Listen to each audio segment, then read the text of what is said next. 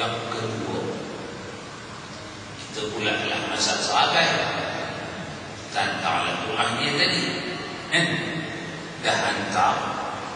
Siapa yang menghantar sahabat itu rumah tetangga? Saya. Tapi di dalam saya yang mengisi tau. Jangan saya kosong. Saya kosong, saya lah. Dengan rajinnya lah saya buat sahabat itu, maka jadi elok. Dengan murahnya lah saya, maka dapat tetangga saya.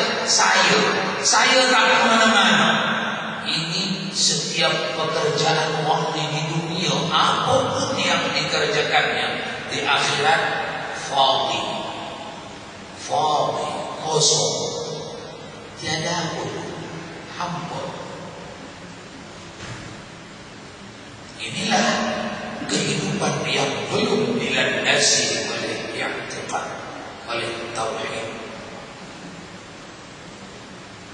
Jadi macam mana siapa antara sahabat saya di dalam dah hidup ni? Hidup saya sebenarnya tak dapat buat apapun kalau tak dibagi Allah fasilitas. Tadi waktu buatnya perlu tangan, perlu mata, perlu akal, perlu fikiran, perlu aritma, perlu hati, perlu tepung daripada gandum. Semuanya tak buat sendiri manusia, tapi disediakan Allah.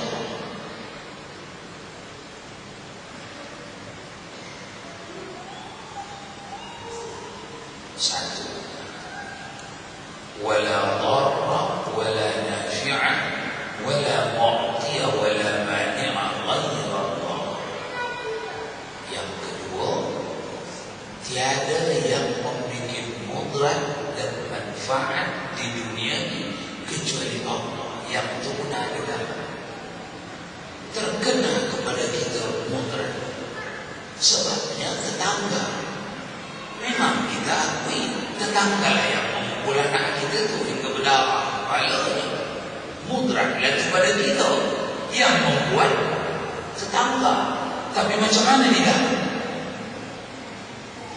Tidak. Siapa yang memukul anak kita? Tetangga.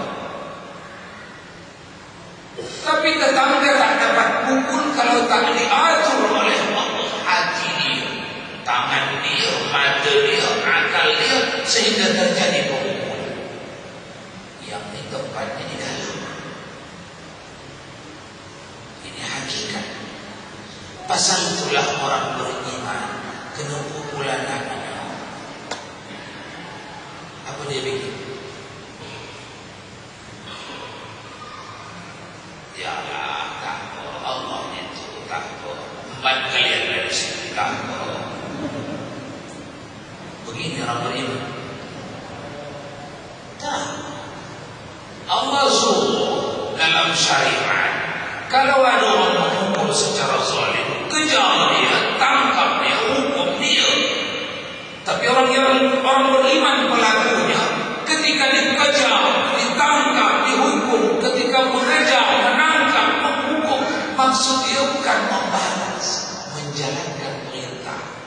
Sebab disuruh Allah, faqta'u aydiyahunna, mencuri di atas 80 gram emas itulah yang dia curi, potong tangannya, kata Al-Quran.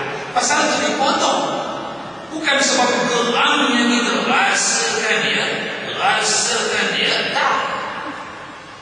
Kalau sebab geramnya kita, ketika tak dapat nanti dikejar, stres, nampaklah saya tak berhasil menghukum dia, nampaklah tak berhasil. Padahal kalau terhukum dia dapat merasakan stres. Mukmin. Kalau dah dikerjakan maksimal pengejaran tak dapat, tawakal Allah. Dia dahulu memukul, menzalimi itu dah dijamin Allah pada dia, sebab dia tak dapat kerjakan dengan sendiri.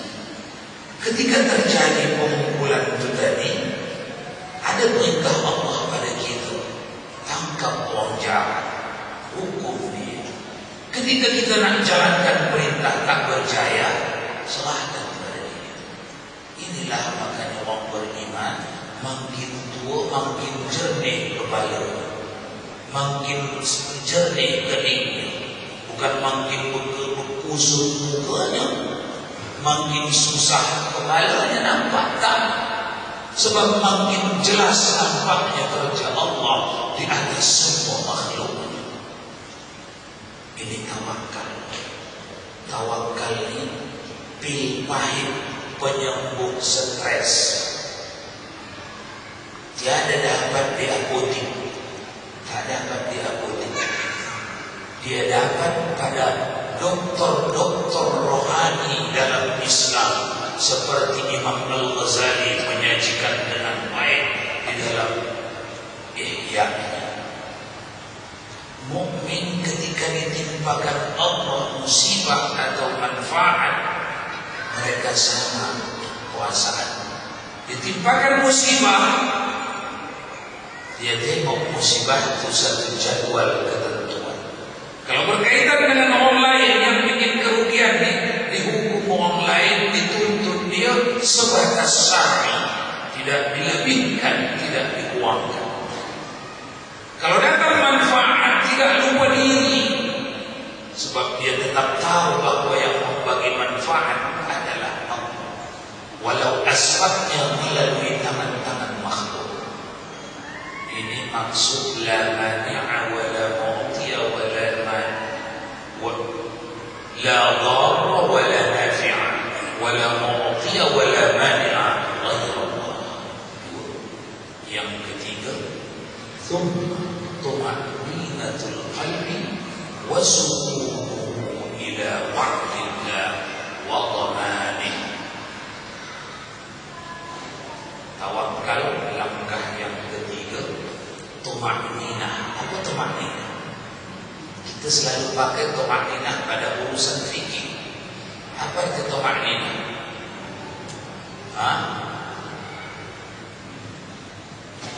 Berhenti sejenak kalau di solat untuk memisahkan satu rukun dengan rukun berikutnya. Berhenti sejenak.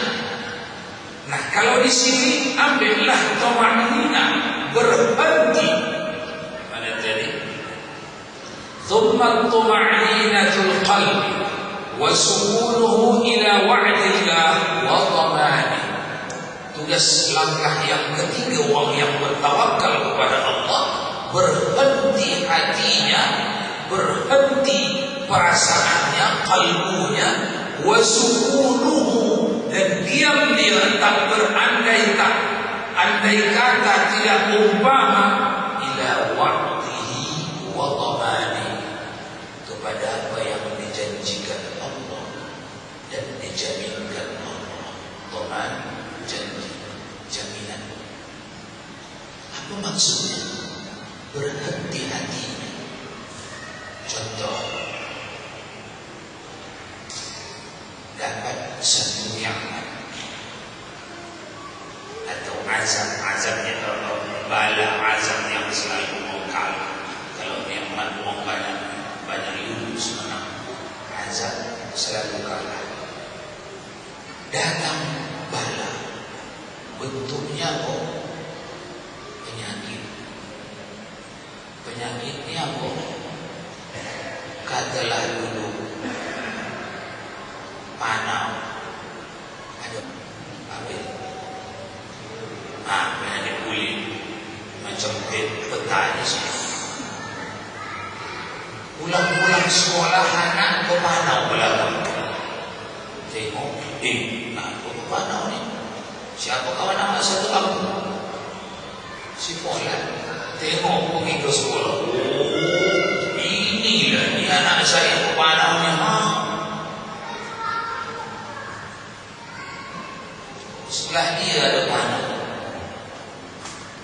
Yang bikin panau pada anak kita ni siapa?